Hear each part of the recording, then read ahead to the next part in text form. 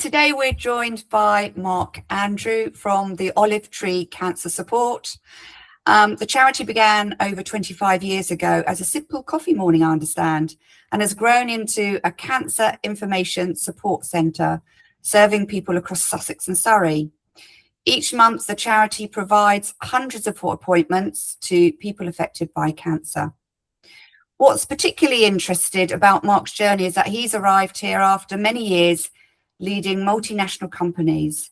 So today's conversation explores what happens when corporate leadership experience meets the human reality of cancer support, and how charities like Olive Tree translate that value of what they do into partnerships within the wider business community. Mark, hello, welcome to the Human Advantage. Hello. Thank you for joining us this morning. You're most welcome. It's great to be here. Thank you. So Mark, for listeners who have never heard of Olive Tree Cancer Support or even walked through your doors, what actually happens when someone first arrives, and why is that first moment so important? Why does it matter so much? It matters a huge amount for us. When people walk through the door, they've got a journey, a story to tell us, one that they're looking for support from. They feel that potentially there isn't the support out there. So when they come through our doors, we fling our arms wide open, and we have a lovely chat with them. We hear their story, and this might not just be the cancer member. We do look after the loved ones that are going through the journey as well. So it could be a cancer sufferer, or it could be a loved one that's finding the difficult times seeing their loved ones going through the cancer journey. So, we sit down, we listen, and then basically we try and align some therapies or sessions that will help them cope with the journey that they're on. And so that, I guess, the time that they walk through that door is really important then, isn't it? That they're embraced in your support, they've come for help. Yeah, it is that they've come for help is the bottom line. You're right with that. But I think what we're trying to do here is give them a place where they feel at home, and not in a hospital or in some kind of medical facility. So we're very much, you come through our doors, we try and give out a real homely feeling, a homely welcome, and let them feel at ease, because what they're just about to explain to us will be a very tough story. We all know the figures for cancer at the moment, and how it affects extremely a lot of people in this world. And we're a very small charity in a big pond, trying to help people suffering with cancer. So yeah, that first interaction is extremely important to gauge how we can help them go through the journey they're on. Yeah. And so does everyone that walks through the door get support, Mark? Because as you quite rightly said, you're a small charity, and there's hundreds, thousands of people needing that support. Yeah, we do our utmost. Obviously, some of our therapies that we do, like counselling, hypnotherapy, they have some waiting lists. We do our best to keep our waiting lists minimal. We've got a fantastic army of volunteers, professional volunteers, I will say, that are on hand to us, and they give up their time. But we do try and help every single person that comes through that door. And sometimes there is areas where we can't help, but we are linked in with other charities, so we do signpost on. I'm also adopted by Macmillan's, so there's an ample of resource and signposting I can do onto there as well. So we try and make sure that those people that are coming through the doors walk away with something that they will say, yes, that's helped me. That's our goal. Yeah, that all feels really reassuring. Thanks for sharing that, Mark. You're most welcome. Yeah. And I'm very curious, because when I was sharing with you before the recording the episode, I share, like, many times we look at how we translate something which is very emotional, like in your case, with something also that we need to really understand. How can I help the other person to, let's say, or let's put in a different way. So you move from a more like from leading a multinational company to leading a charity when before like starting to record the episode. How that shift change how you think about your role, and also like the voice you need to use now? It's a really good question. I think moving from the corporate world into the charity sector has its task. You know, it really the challenges are there, but I do believe there's a lot of my expertise that can help us in the charity sector. And actually, when you start with the way I led the companies, especially in the latter years before I decided to leave, was I was very much hands-on from the bottom up, and I always made time for people. I always made myself known to the less senior managers, for instance. I wanted people to know who I was, to feel I was approachable. To if I walked through one office, you know, people say, "Oh, there's Mark," and I always had that empathy to have stop and chat and not be, okay, this is the CEO of a multinational company and I shouldn't be speaking to him.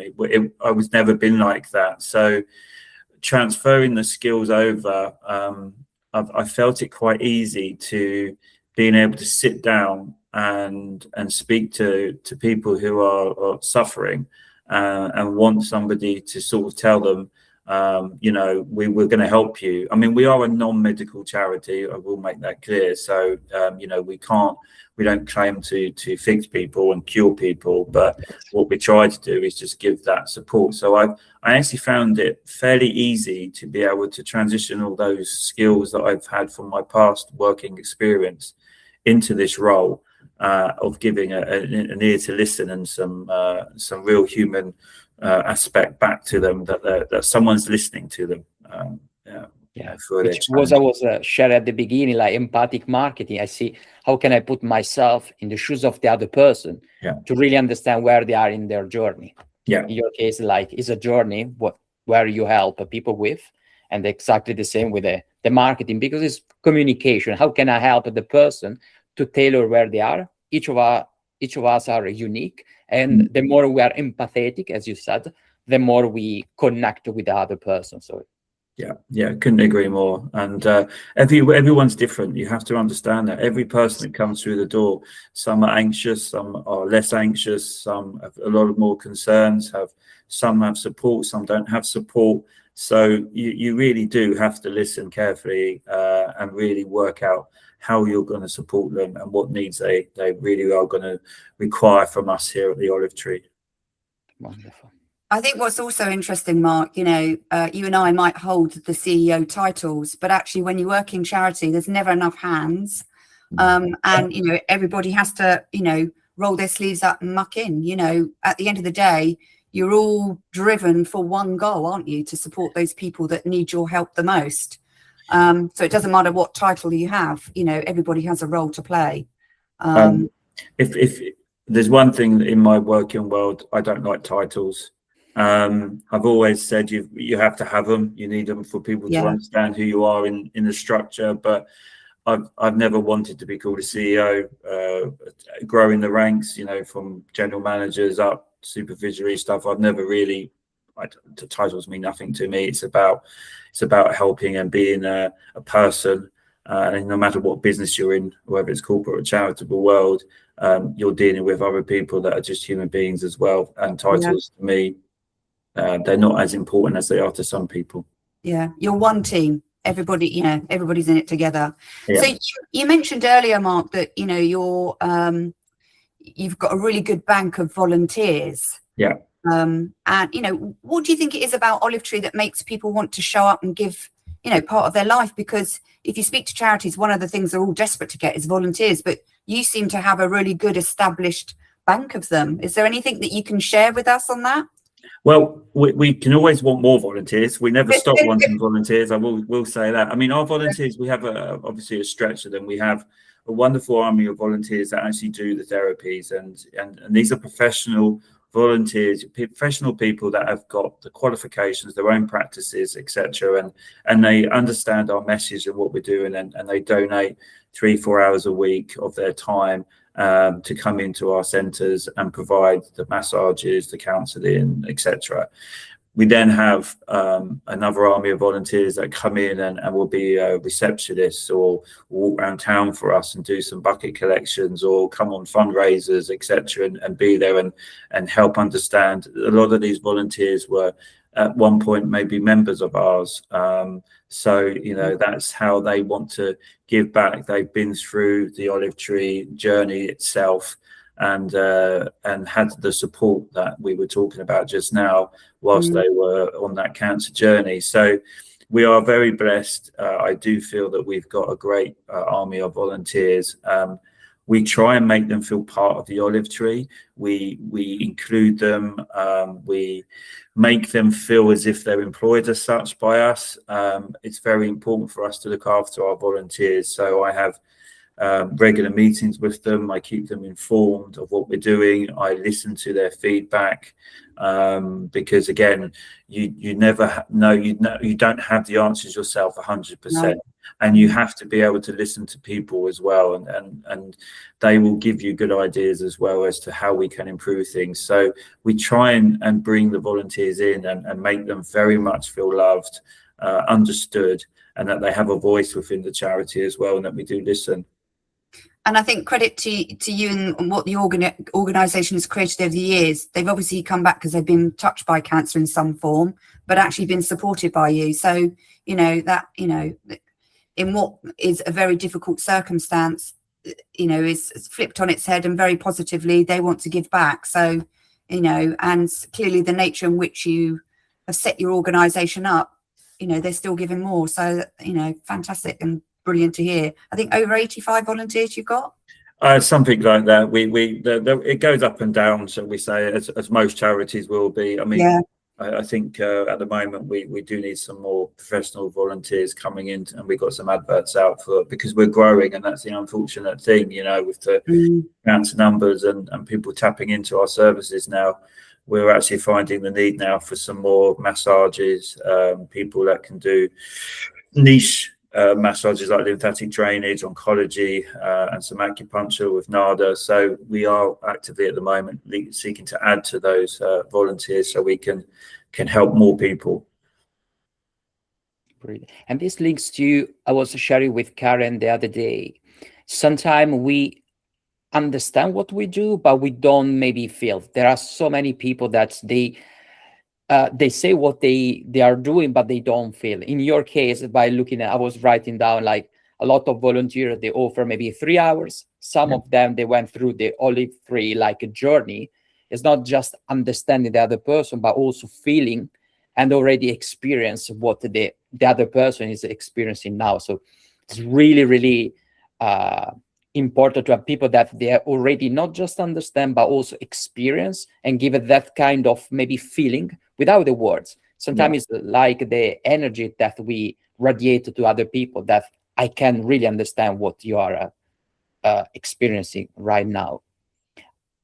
If we look more like even like maybe in past conversation with businesses, when a conversation move into, unfortunately, the complexity of cancer, which I believe is very complex as a topic, where do you notice understanding start to maybe to fade, to become harder to hold onto? We as the Olive Tree have a big challenge on our hand when it comes to corporate partners, and that's one area where we're working very hard to get that. In the cancer world, we compete, I say it is compete, unfortunately, with Macmillan's Cancer Research, Stand Up to Cancer. There's a lot of very large organisations that do a marvellous job. And where we struggle is a lot of the corporate companies go towards those to give support, to help them, shall we say. Part of the task that I have, along with my co-manager in the Crawley Centre, Terry, is to how we tap into the corporate world more, so that businesses can see that there are actually other charities offering extremely good services to people that are suffering, and that will, you know, donations, their help, their fundraisers. It could even be like they volunteer staff for a certain period of the month. You know, we're not always talking about revenue, but we have to get the message across to them somehow as that smaller charities like the Olive Tree are in need of their corporate help as well. So, you know, we are currently going through a process to try and engage more corporate partners, shall we say, at the moment. Would you think that maybe changing the language in terms of prevention, there is something that prevention could, by changing the language, by say this is the problem, and if you can support our mission, do you think if there is a different language in terms of prevention would attract a more maybe corporation? Yeah, I think that's a really good point. I think the language is the way you come across to the corporate partners. You've got to use the right language, and that could be the case that, you know, we go there down the line of prevention. However, we all know that cancer, there's no such cure to a point. We have treatments, you have a period of remission, etc. But, you know, we have many people come through our doors that have secondary cancer. So we're a bit cautious in terms of certain wordings that we use, and we don't want to give people false hopes by saying certain words. So the language could work with other charities, shall we say, but we have to be extremely cautious in the wording that we use to make sure that there is no false hope and dawns that we're given in our language that we put across to people. Absolutely. I think the language, you know, use of language is really important, Mark. You know, charities like yours, you know, do amazing work, and they build, you know, exceptional trust within their communities, and not least, as we've heard from you earlier, you know, with the team that you're working with as well. But how do you translate that trust into kind of external partnerships, or, you know, where do you think the gap is? What do you think's missing to reach those audiences? Then we've talked language, but maybe there's another gap. It's just it's knowledge. The thing, I mean, I've been with the Olive Tree 6 months now, and it's key to me that in our surrounding communities, when it comes to the businesses, the corporate partners, that they didn't know who we were. And as I said, we're in an industry where there are very much larger cancer charities out there, and everybody knows about them. They have a budget, they can do TV adverts, they can do much bigger fundraisings, you know, radio adverts. And I think where we're challenging ourselves is to getting out into the local community. So like, Karen, where we met at the Gatwick Diamond Business membership, that was part of our process to start having businesses understand us and have some knowledge about what we do in our communities, and hopefully raise that profile to them so that they can see that actually, even though we're only in Sussex and Surrey and Crawley and Horsham, we actually have no boundaries. We're anybody that can get to us. So I think knowledge is a key part of trying to get local businesses or corporate partners to understand exactly there is more choice out there, and what do we do? How do we get that knowledge across to them, into the boardroom, or to those people that make decisions to say, yes, this is who I want to partner with. And we do have some great corporate partners. There's one who did come to us and said, look, you know, we're local, we want to give to a local charity that's helping our community, and they've been superb supporters of ours since I started. So, and it's just getting that message across to more and more businesses that, you know, we need some help, and what we do in the communities for them. What do you think that knowledge sharing is, Mark? What do you think the business or the corporate organisation or those outsiders your sphere need to know? I think they need to know what we do. First things that when I came in here, certainly in my sort of catchment area that I've taken over in Horsham, is they didn't know who we were. So it was like, well, who's the Olive Tree? So, you know, we've taken time to start that knowledge and education in terms of who we are, what services we offer, how we help local communities, and by raising our profile through a better social media output.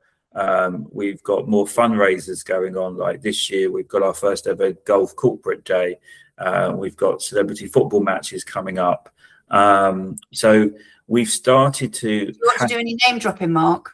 We're waiting for the list of celebrities, but I believe there might be people that have been in shows like The Only Way of Essex and okay. Love Island, I believe, which I don't watch, may I add, No. at the moment. Yeah, so for us, it's been building that knowledge base, that foundation that people can tap into. We have a new website coming, for instance, that should be live in the next week or so, which gives more education, more knowledge about us. It tells more about the olive tree, and we have to get that word out into our communities more. So that's part of our job to do, and I think the team are now really achieving some targets that we set when I joined, and we're starting to see some good feedback on that. Okay, brilliant. Yeah, this is, in fact, I want to ask you, but what you have already shared, Mark, was exactly the same. Sometimes we lack of visibility, but we lack of visibility not because we don't have the tools, what I call like maybe a marketing asset or a marketing activity. Sometimes we have a lot of, or maybe we have more than tools that what we actually need, but we are not leveraging the tools to make us more visible. Do you think there is any kind of maybe tools, anything of marketing activity, something that you are not heavily, or you're not 100% leveraging them, that would allow you to spread more the word, to educate more people? Yeah, there's quite a few that I could probably list, and it goes down to what budget we have as a charity as well. We are self-funded. We don't get any grants from the NHS or the government because we're non-medical. We have to raise around about 200,000 a year just to keep the centres open and the services free. So the budget is not that big for us. So there is other ways that we could be reaching into the communities through local radios, through local newspapers, advertising. However, everything comes at a cost, and obviously we try our best to negotiate with these outlets to see if there's discounts, whether they do it for free, etc. But they have a business to run as well. So we try our utmost to reach a lot of outlets, but we also cannot go out and spend the thousands of pounds that other charities with a bigger budget can do. So that's a real big task and challenge for something the size of a charity like the Olive Tree. Absolutely. So Mark, thinking about that then, if we're seeking other support, you've got some internal assets that you could use and you want to do more. So just thinking about the businesses that you are already working with. Yeah. What part of Olive Tree's impact tends to resonate with organisations or people most, that you could leverage, that you could really build upon? I think the feedback that we get from the partners that we have, and majority are estate agents or local insurance companies. We have some scientific companies as well, but it's all about what we do for our members and loved ones. It's that they tap into what the charity's doing. So we have the corporate partners come and have a look around the facilities, whether it's one at Horsham or Crawley. We sit down with them, we explain everything, and the feedback we get is just what we're doing for our community and the help that we're giving. So that's what tends to sort of say, yes, we want to support you and give you our support as much as we can because of just what we're doing for our members. If a business was listening to this today, Mark, our audience is both corporate, business, charities. But if a business leader was, listening today and wanted to better support their employees or their communities affected by cancer, what do you think they often underestimate about that experience that you provide? I think with cancer, there's a lot of cancers. Understanding the different types of cancers there are. I think before I came into this role, you would only hear of certain cancers, the most popular one, prostate, colon, etc. But there are so many other different cancers there, which are affecting people. And since I've come through the doors, the stories that I hear are, some are incredibly sad and some are courageous, and some have managed to ring that bell, shall we say.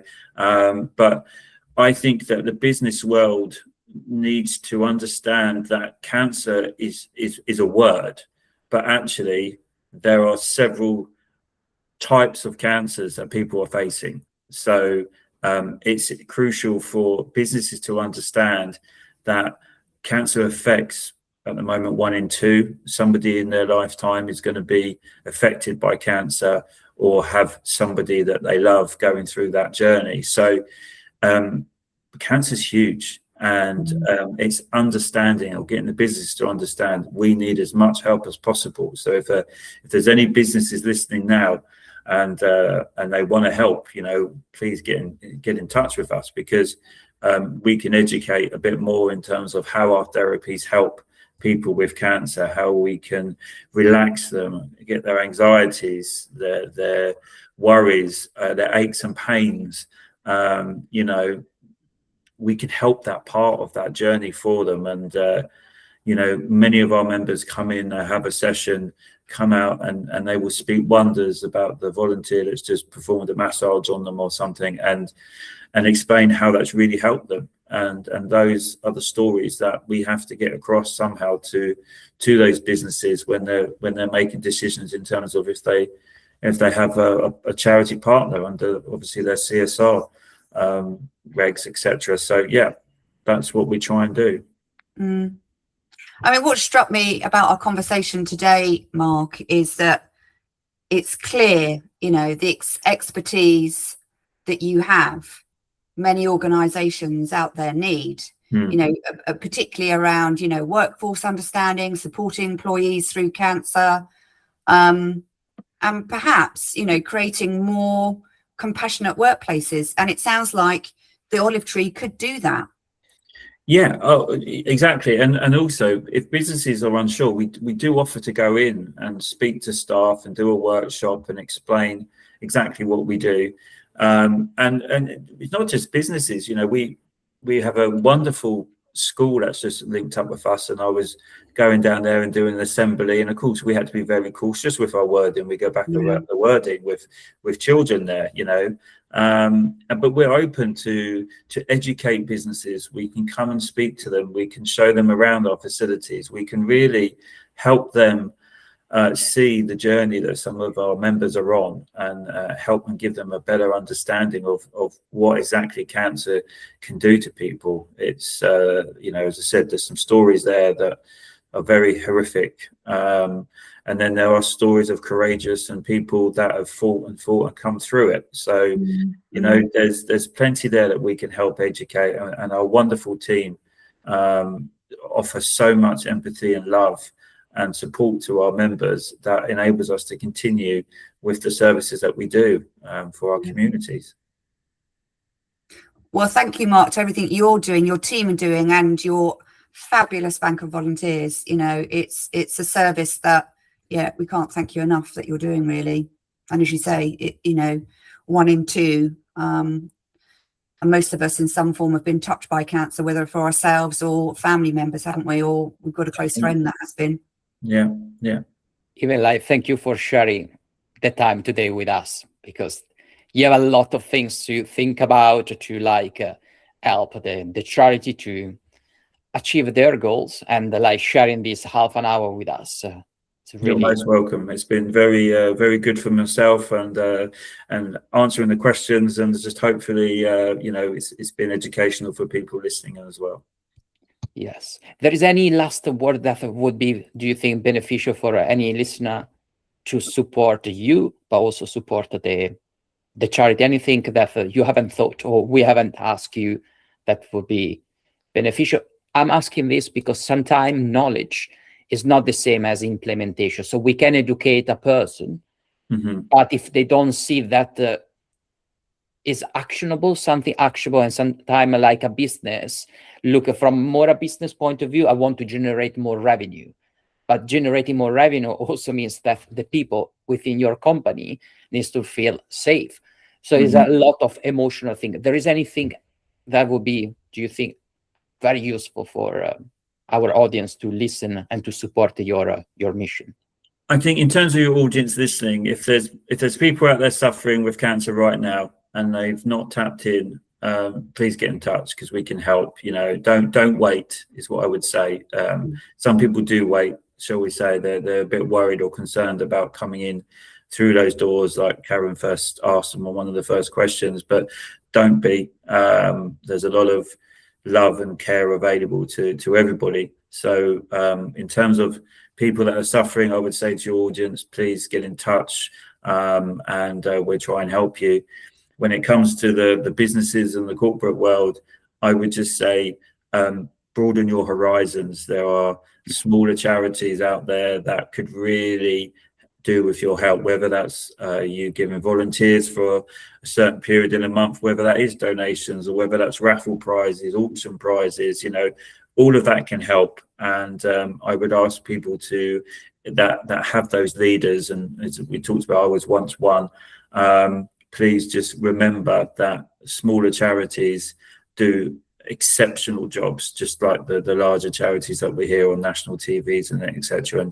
And maybe come and see us, so you can get firsthand what we actually do. So just before we conclude, what's the best ways to contact you? Yeah, so we have our website, which is www.olivetreecancersupport.org.uk. Or you can email the centres with Crawley's at office at, and Horsham, you can do Horsham at olivetreecancersupport.org.uk. So thank you so much. Thank you, Mark. Thank you, Mark.